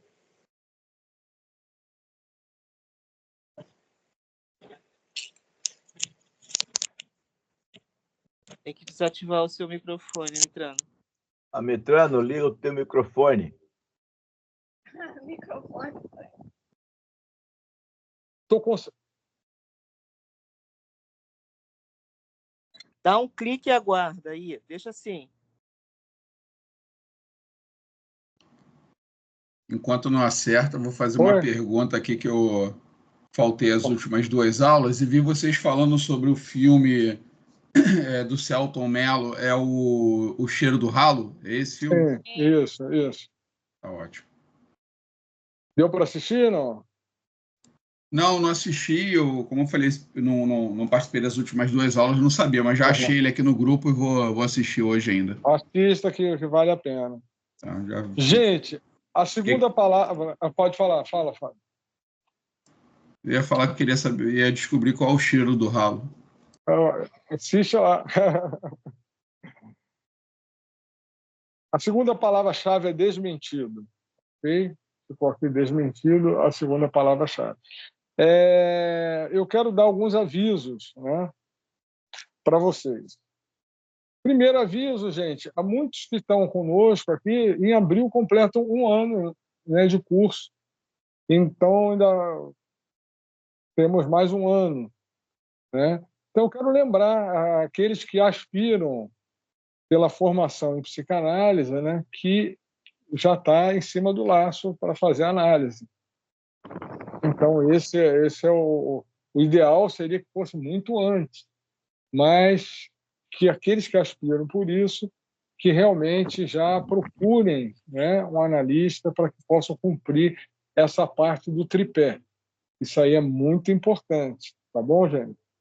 Então, quem tem os que não aspiram e querem apenas receber como teoria psicanalítica, ok. Mas, ok, assim, eu acho que a análise é bom para todo mundo, né? Mas tudo bem. Mas quem aspira a ter uma formação em psicanálise, então agora já é o momento mesmo, já passou do momento de começar a aventura da análise, de cumprir a segunda parte do tripé. Por falar nisso... Oi, fala. Eu tenho uma dúvida, né? Não sei se procede ou não, né? Se Uhum. é comum ou não, eu não sei.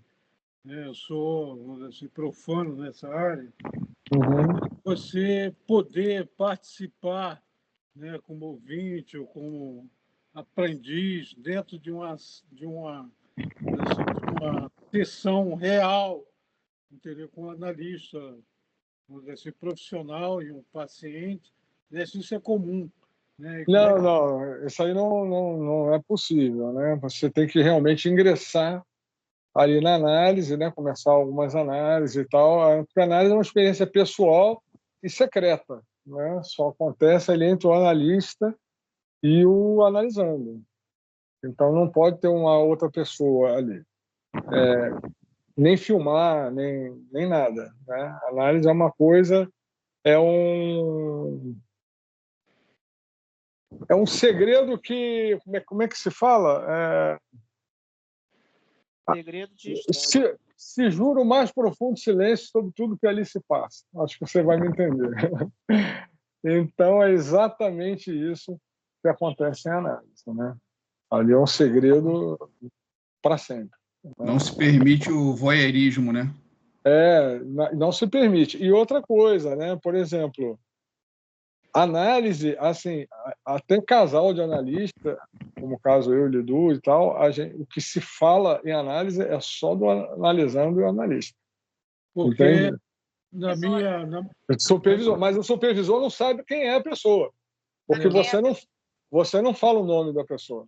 Porque na maioria das profissões, né, engenharia, você tem um estagiário que está ali do lado, exemplo de um engenheiro já com uma experiência, um médico que está ali na residência médica, e várias profissões, né, você tem o que está se formando, né, ele participando assim, de algumas atividades, sem aquela responsabilidade de dar o resultado, mas está ali aprendendo. Então, dentro da psicanálise, isso não é, vamos dizer assim, não, nós temos isso também. Você, quando é o terceiro tripé, é o terceiro pé do tripé, que é a supervisão. Então, quando você estiver próximo a realmente a atender, a exercer psicanálise, você vai começar a atender sob supervisão. Então, vai ter um supervisor que você vai levar a ele os teus casos, né?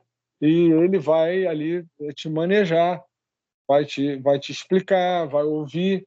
Então, esse é o terceiro pé do tripé. Então, não vai estar presente ali. Não, ele não está presente fisicamente, mas quando termina a análise, você, por exemplo, eu atendo 3 pessoas, você é um estagiário de psicanálise, né? Então já começa a atender como estagiário. Aí eu atendo 3 pessoas, eu levo ao meu supervisor, tem um encontro semanal né, com o meu supervisor, e eu levo esses casos ao meu supervisor, e ali eu vou ouvir, né, o manejo, o que o meu supervisor me orienta ali. Agora, é interessante que essa questão da supervisão é uma coisa que eu mantenho para a vida toda. Eu já tenho alguns anos de análise, né? Mas eu tenho supervisor. Eu gosto de ter supervisor, porque é um segundo ouvir, né? É um segundo ouvir.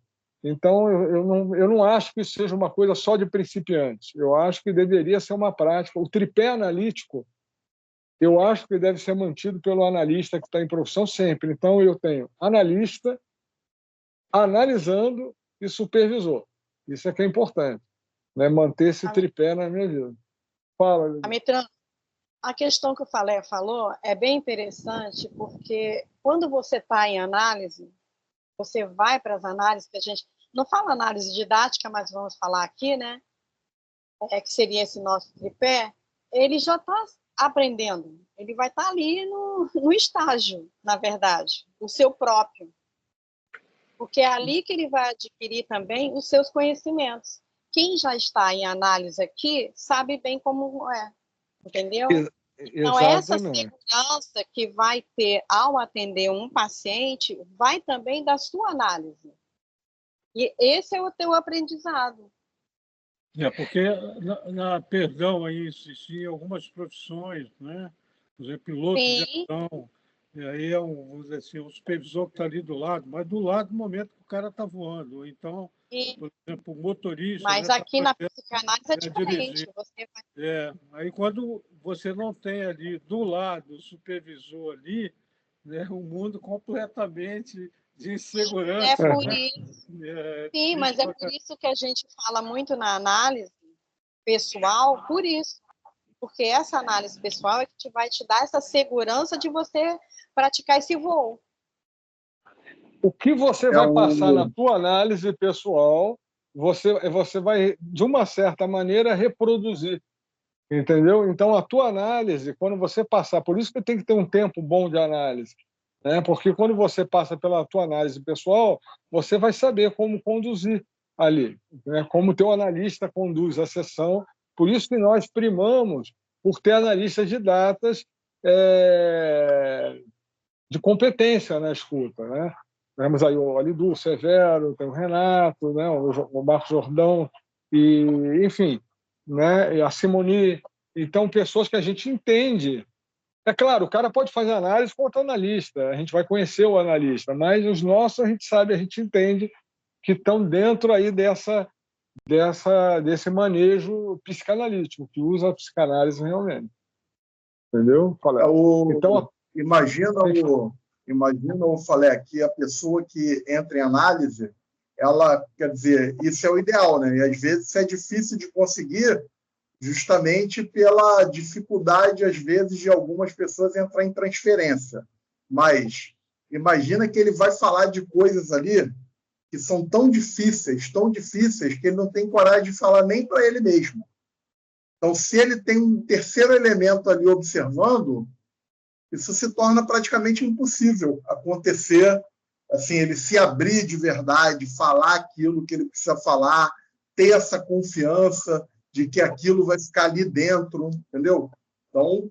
leva tempo, né, Marcos?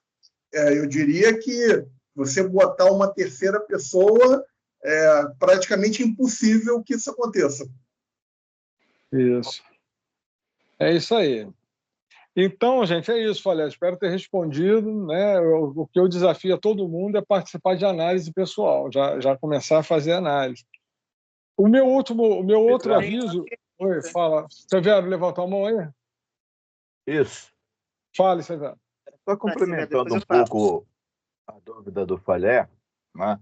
Vamos trazer de volta aquela imagenzinha do banco, Quando a gente fala de 4 tripés naquelas estruturas, que alguém sempre vai estar em falta de um deles, agora imagina você, como analista, só tem 3, sendo que um desses você só pode praticar depois que passar pelo período de análise, que é uma experiência própria e que é isso que o Falete está trazendo. Não há um momento em que eu tenha contato com um profissional para saber como é que age, como é que faz. Assim, esse é o momento da sua análise pessoal e é nesse momento que é você e o teu analista. Não é como um piloto que passa instrução para o seu copiloto, não é como um médico que passa para o seu residente, porque não é uma coisa física, não é uma coisa de espaço, não é uma coisa ali que você está percebendo, mas é uma coisa, como o Marcos acabou de falar, que é transferencial. Se não for por essa via, você não tem como falar sobre. Então, imagina esse banquinho de 3 pés, você não tem 2, só tem o 1, você acaba sendo um perna de pau, uma pistoleta, né? Aquele que só vai ter se equilibrar só num pezinho só, que é a teoria. Então, é extremamente necessário que você faça, que todos nós passamos por esse estágio da experiência pessoal, e através dela é que sim, nós vamos ter a possibilidade de imaginar se somos ou não temos condições de adquirirmos um paciente. Porque é nesse momento em que você vai perceber a ajuda do terceiro tripé, que é essa que o Amitrano falou, do supervisor. Você não vai estar sozinho em termos. Naquele momento está você e o teu paciente. Mas nas tuas dúvidas vai estar você, o paciente e o teu supervisor. E acabando de atender o teu paciente, você leva as suas demandas para o teu supervisor. Se não for possível resolver com ele, ele vai te falar certamente: volta para o teu analista e comenta sobre isso. E aí já depende da tua análise pessoal. É isso aí. Exatamente, Falé. Severo, é isso aí. Vou fazer a minha colocação, posso? Fala, André. O que o Falé está falando, na verdade, seria o tripé da competência, pelo lado profissional, onde você engloba a habilidade, a competência e as atitudes, que é diferente da psicanálise, onde nós vamos tratar ali com pessoas, né, e os seus problemas e as suas consequências. Eu vejo por esse lado. E outra pergunta que eu tenho para fazer. O supervisor pode ser o mesmo que o analista ou uma pessoa diferente? Olha, o ideal é que seja diferente. Tá. Entendeu? Porque aí você ainda vai ter uma diversidade maior. A supervisão também é uma análise, né? Porque quando Pedro fala de Paulo, você sabe mais de Pedro do que de Paulo, né? Então, às vezes, você leva um assunto para o supervisor e esse assunto tem um ponto cego. E o ponto cego você não vê porque você também está envolvido numa situação similar, entendeu? Então, é muito interessante. A supervisão é uma outra visão, né? O nome já diz supervisão, né? É uma outra visão a respeito daquilo. A supervisão é paga? É paga, mas só que você, quando começar a pagar a supervisão, você também vai estar recebendo, porque o estagiário, ele recebe a análise. O analisando paga ele. Então, uma parte simbólica, né, vamos dizer, disso daí, dessas análises, que você paga um supervisor, né, alguém para fazer a supervisão. Fora dizer que você pode ter 10 analisandos em estágio e você só tem um supervisor, quer dizer, você paga o supervisor uma vez e você pode levar 10 casos para ele ali, para que aqueles casos sejam analisados. Entendeu? Entendi. Tá bom, obrigado. Nada, André. Gente, eu tenho só mais um aviso aqui importante, que eu acho que é uma coisa muito legal. Eu falei só com alguns, né? Mas agora eu estou falando aqui com todos vocês. Em abril, nós vamos completar aniversário, fazer aniversário. E nós vamos dar uma festa de aniversário. Então, eu queria que vocês já agendassem o último sábado de abril, 26 de abril.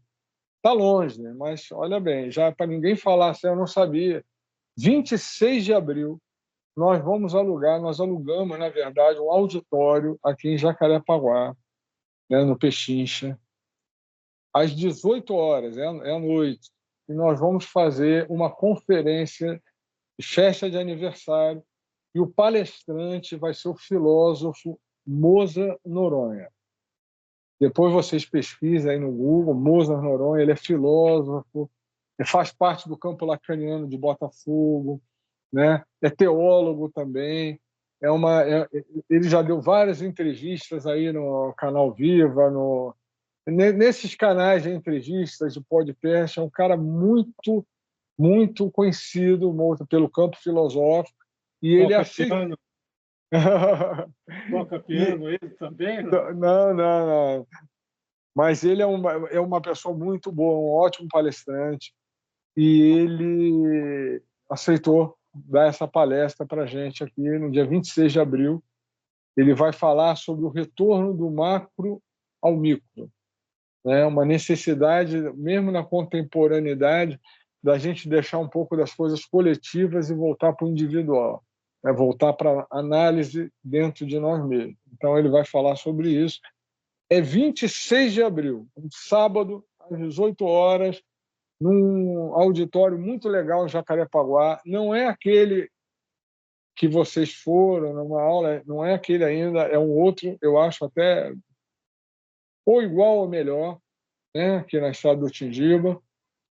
Depois nós vamos ter o bolo, então que vocês possam realmente agendar essa data. Quem é de fora, como a Lisaura, lá de Brasília ou de outros locais, já pode até se programar, né, para vir aqui no aniversário da escuta, tá bom? 26 de abril. Gente, é isso. O nosso encontro agora é no segundo sábado de fevereiro, 8 de fevereiro. É isso? 8 de fevereiro. Então, espero vocês lá. E quem assistir... Um dia após o aniversário dele. Não esqueça de levar coisas para comemorar. Exato, eu faço no dia 7 de fevereiro, né? Vou estar completando aí, poxa, 35 anos. E aí...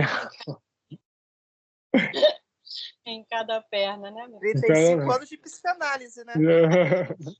Pode ser. 35 anos de escuta. 35 anos de escuta. É isso. E eu espero vocês lá, tá bom, gente? Então, e quem não assistiu a aula presencial e assistiu essa, tem gente que eu sei que está aqui. Fábio, eu estou vendo, né? Outras pessoas eu não consigo ver aqui. Então, vocês precisam botar lá agora, não esquecer. Desligou? Vai lá no meu WhatsApp pessoal e põe as palavras-chave para receber presença nessa aula, tá bom? Então, obrigado, gente, a todos vocês. Obrigado, Lidu, Falé, Luiz, Lisaura, Francisco, Fábio, Lidu. Gustavo, Marcos, Jordão, os outros eu não estou vendo. Lidu, manda para mim aquele link lá do Caio, por favor. Esqueci. É muita coisa. Vou mandar. Tchau. Severo, Renato. Um abraço para todos, gente. Bom final de semana. Eles estão presentes aí. Bota minha presença aí. Vai lá, você tá bom. Tchau, gente. Tchau.